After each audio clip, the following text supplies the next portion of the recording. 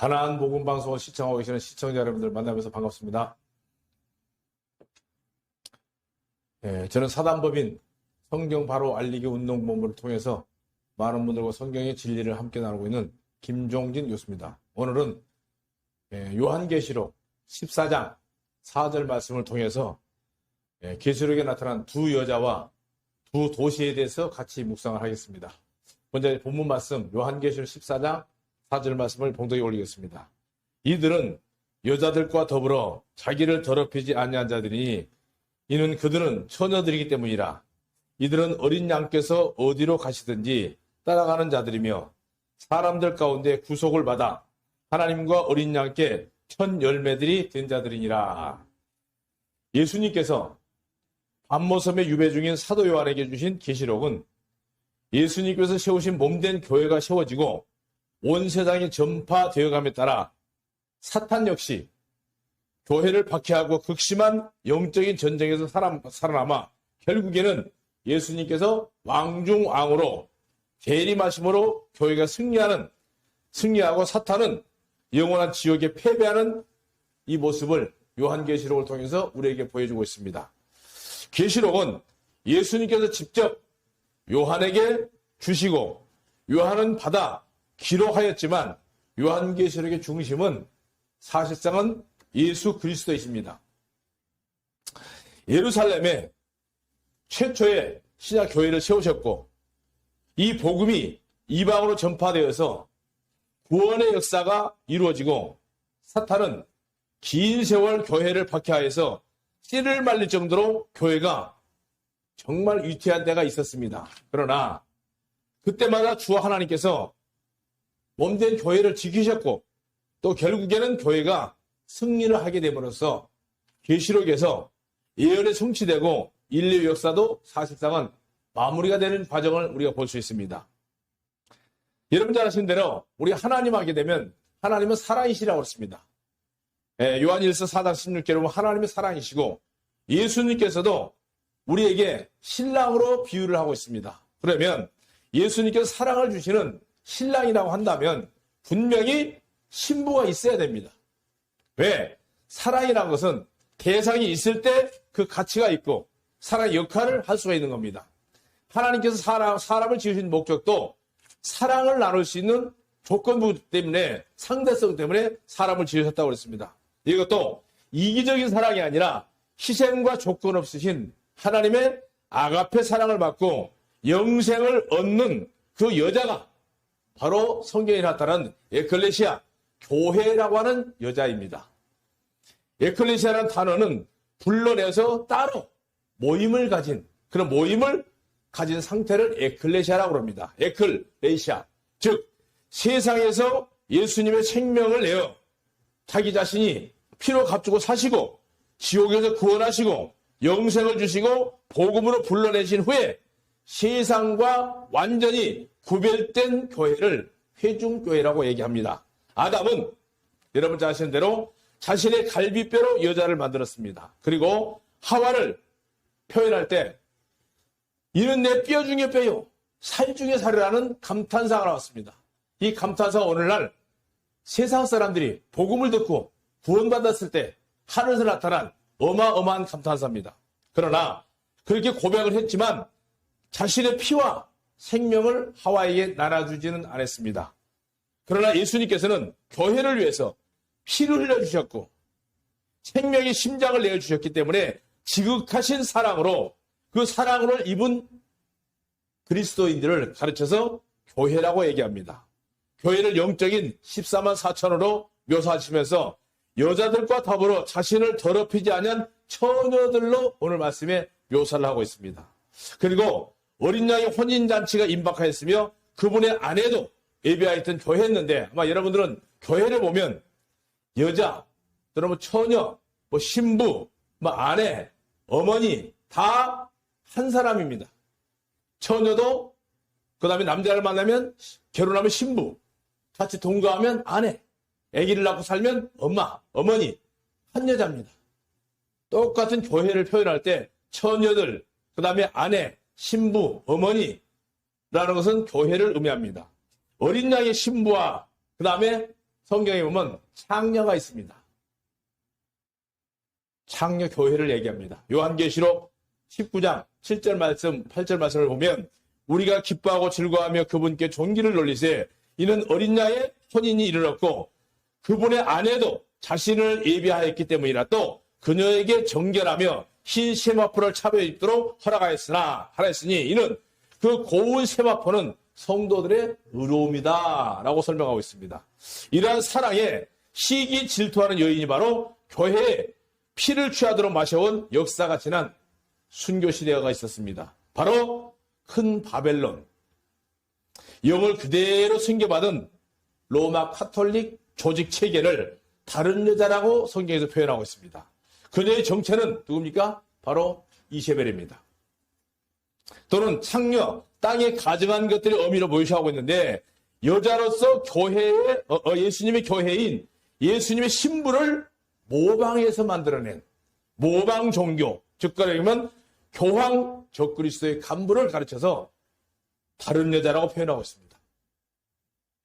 아담의 옆구리에 갈비뼈로 하와를 만드신 것과 달리 예수님은 자신의 옆구리의 심장에서 피와 물을 흘리셔서 만드신 교회를 그 사랑받는 예수님의 신부로서 장차 하늘의 영광스러운 혼인잔치에 올라갈 수 있는 교회가 있는가 하면 이 교회를 그대로 모방해서 만들어진 313년대만 밀라노 칙령이라는 걸 우리가 기억할 겁니다.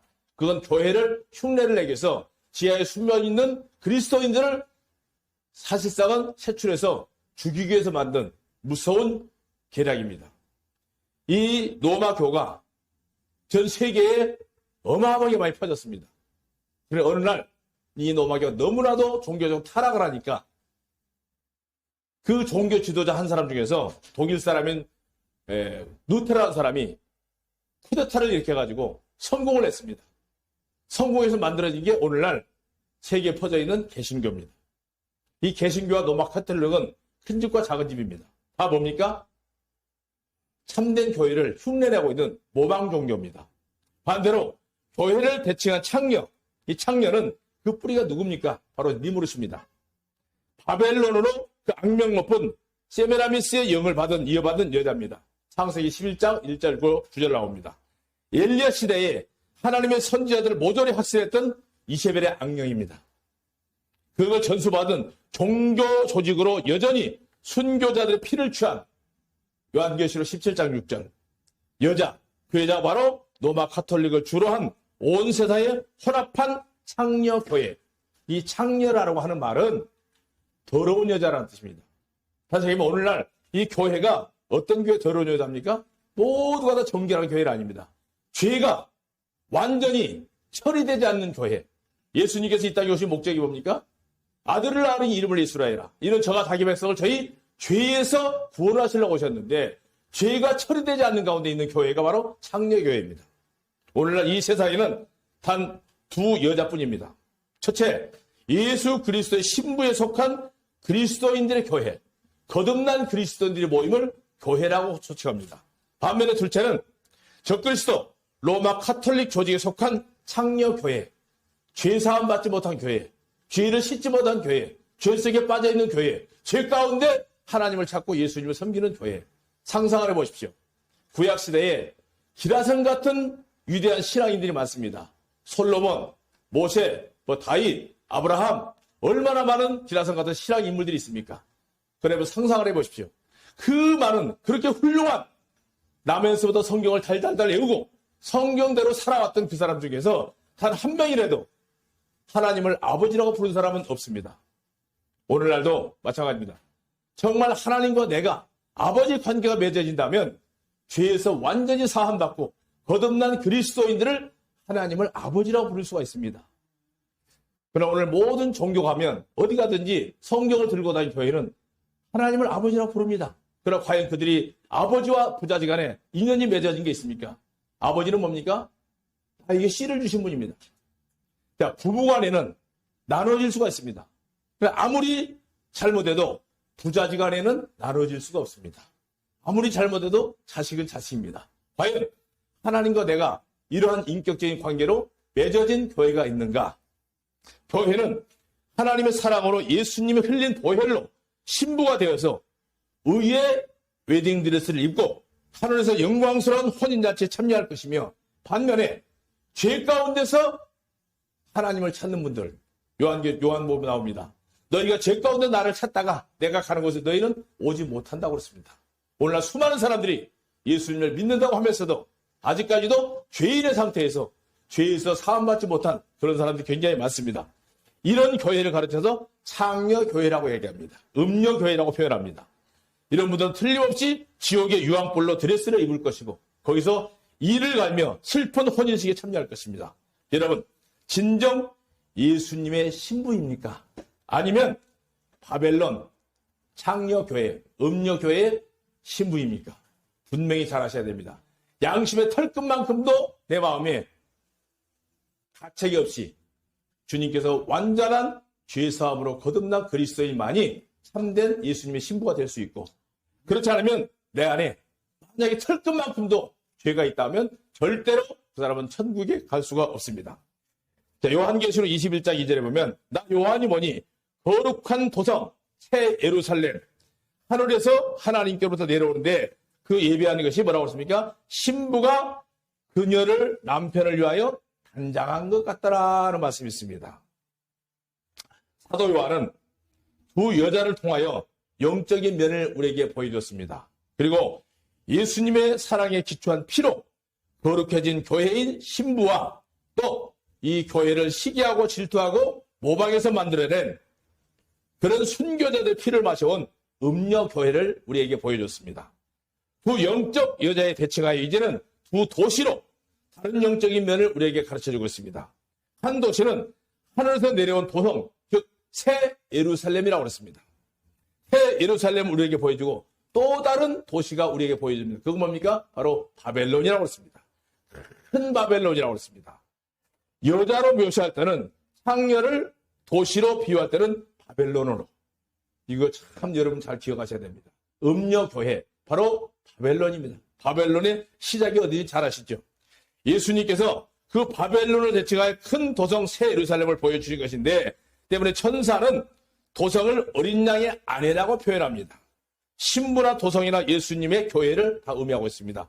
그러나 요한계시록 21장 9절 10절에 보면 일곱 재앙을 가득 담은 일곱 대접을 가진 천사 중에 하나가 내게 와서 이야기하며 말하기를 이르노라 내가 신부 곧 어린 양의 아내를 내게 보여주리라 하고 그가 나를 그 영 안에서 크고 높은 산으로 이끌어내어 큰 도성 곧 거룩한 예루살렘이 하늘에서 내려온 것을 보여주시니, 바로 사도 바울 사도가 교회를 건축할 때 비유하였듯이 주님께서 교회를 거룩한 도성으로 비유했습니다.